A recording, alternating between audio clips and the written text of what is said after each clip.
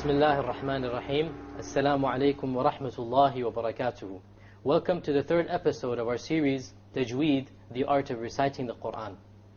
Inshallah, what we're going to try to do is to begin every single episode with an interesting fact about the Quran, so that we gain knowledge and information about this blessed and holy book. And the fact that we're going to discuss today is a very interesting fact, and that is that the Prophet ﷺ, in the beginning of the revelation, very early on, he was very worried about forgetting the Quran that Allah revealed to him. So what he would do was that when Jibreel would recite the Quran to him, he would immediately start repeating the verse even before Jibreel had finished the verse. And this was out of his concern and fear of forgetting the Quran. So Allah Azza wa Jal revealed verses to prevent him from doing this act. And of these verses is Surah Al-Qiyamah, verse 16 to 19. These are verses still recited to this day. Allah Azza wa Jal told the Prophet ﷺ, "La tuharrik bihi lisanaka lita'jala bih." Don't hasten your tongue. Don't move your tongue in order to recite it quickly. Inna alayna jam'ahu wa qur'ana. It is up to us to compile it and to recite it. فَإِذَا قَرَأْنَاهُ فَاتَّبِعْ قُرْآنَهُ. When we recite it to you, then pay attention to its recitation. So the Prophet ﷺ was commanded by Allah Azza wa Jal not to be worried about forgetting the Quran.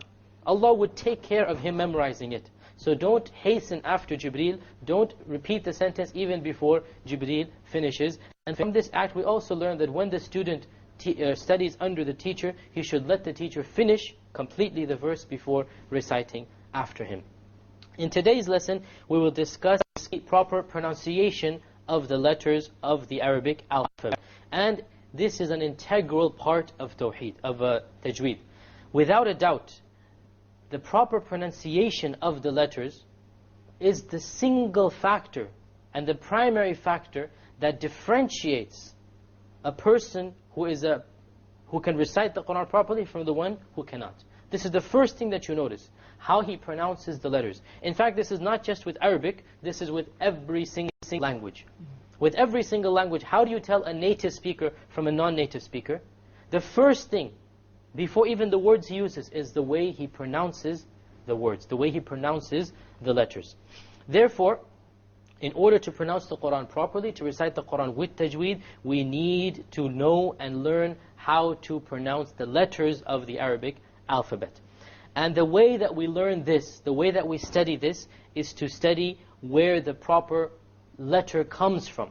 And this is something we call in Arabic makhraj. What is the place where the letter originates from? When we study the place where it originates from, we can try our best to emit that letter from that place. So we have the areas where the sounds come from. Where do the sounds originate from? There are 5 areas of the body where sounds of the Arabic language originate from. The first of these 5 is the chest area. This is the entire chest area over here. Okay, it is not a specific area. The entire wind canal of the chest. And from this, 3 sounds occur. We will discuss them in a little while. The second area where sounds emanate from is the actual throat. The specific throat, we have 6 letters that originate from 3 different areas within the throat. The second place where, or the third place where letters originate from is the tongue. And obviously the tongue is the most common place where letters originate from. And the tongue in the Arabic language, for the Arabic language, it has over 10 specific areas where the letter originates from. And this is the third of the 5. The fourth is the actual lips of a person. And from the lips, there are 2 areas where the sounds originate from. Once again, we're going to discuss all of these step by step. We're just giving you an overall picture of the 5 areas where sounds originate from. And the final area where a sound originates from in the Arabic language is the nose. And there's only one sound that comes from that, the sound of the ghunna, which we will discuss in a future episode. So these are 5 broad areas where the sounds originate from. And some of these areas are subdivided into more areas. For example, the throat is divided into 3 areas, the tongue into 10 areas, the lips into 2 areas, and so we have a complete total of 17 specific areas based upon the 5 general areas where the sounds originate from. In today's episode, we will only discuss the first 2 of these 5 sounds, And the first of the 5 areas is the letters, or the first, is the letter or the sounds that come from the chest area. There is no specific letter that comes from here. The sounds that come from the chest area are 3. And these are the sounds of the vowels. The A, E, and U. So all of us know the vowels because there are vowels in the English language as well. The sound A, not the letter, the sound. The letter is alif, but the alif with a fatha is A. And then the sound E, which is a ya with a kasra, E.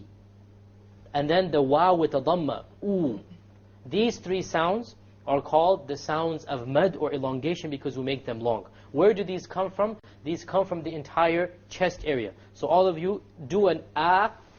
Now where does it come from? You can tell it comes from the entire chest. E. It's no specific area, it's the entire chest. U. It's the entire wind canal that is making these 3 letters of the vowel. So the first area, which is that of the entire chest area, we have 3 sounds, no specific letter, 3 sounds. And these are the sounds of the vowel letters of Arabic. There are 3 vowel letters in Arabic, the A, the E, and the U.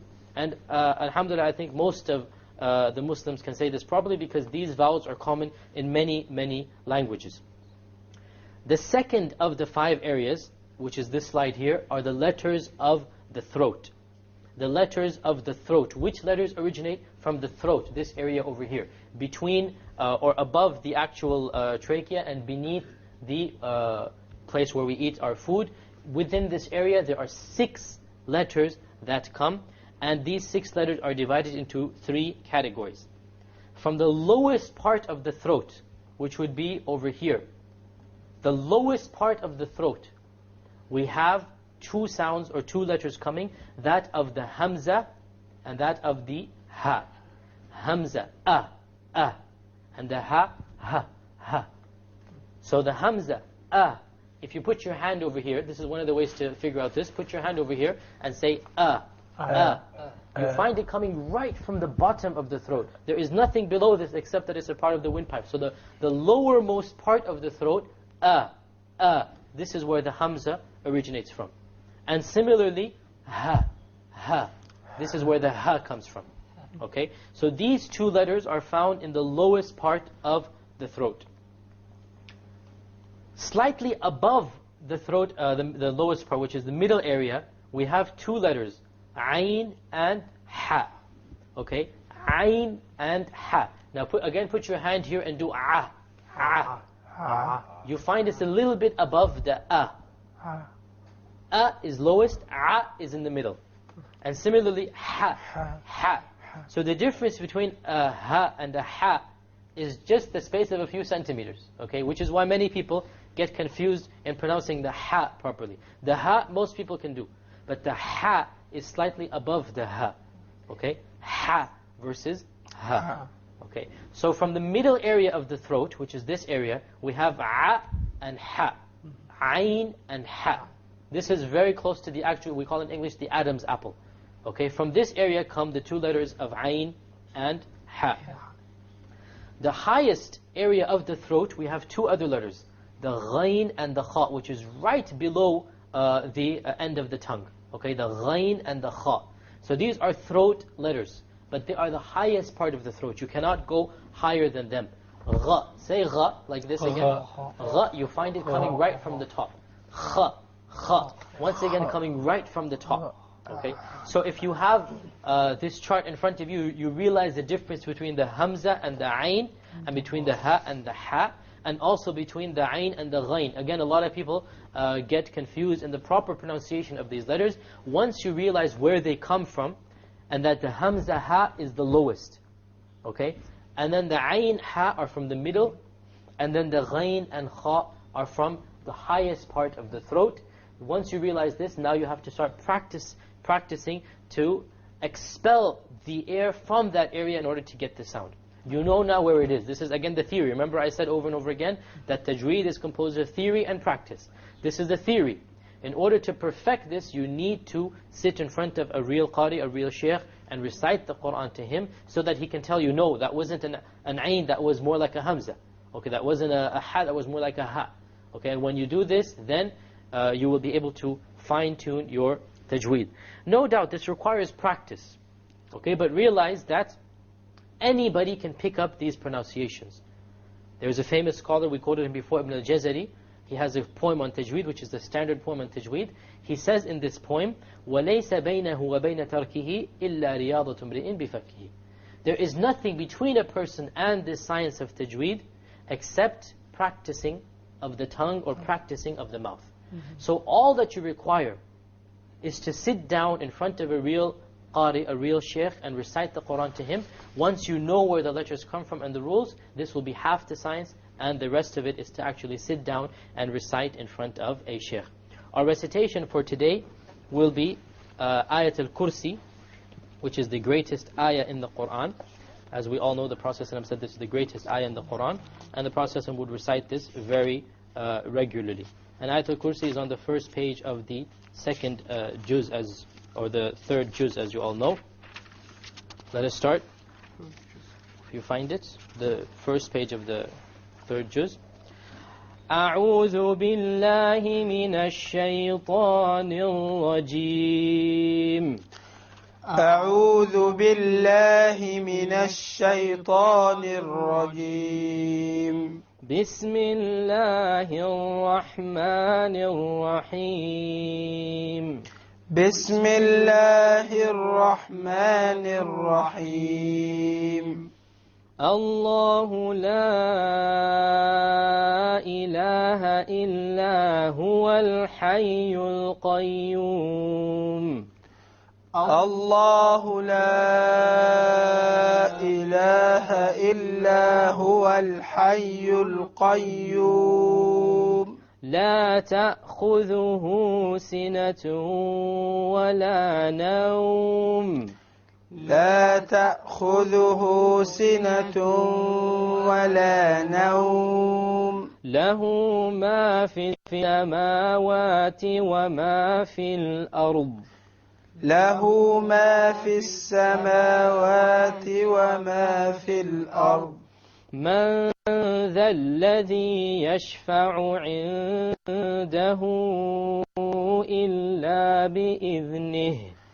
من ذا الذي يشفع عنده إلا بإذنه. يعلم ما بين أيديهم وما خلفهم. يعلم ما بين أيديهم وما خلفهم. ولا يحيطون بشيء من علمه إلا بما شاء. ولا يحيطون بشيء من علمه إلا بما شاء. وسع كرسيه السماوات والأرض. وسع كرسيه السماوات والأرض. ولا يؤوده حفظهما. ولا يؤوده حفظهما. وهو العلي العظيم. وهو العلي العظيم. And with this we come to the conclusion of another episode of our Tajweed series. I hope to see you next time. Until then, Assalamu alaikum wa rahmatullahi wa barakatuh.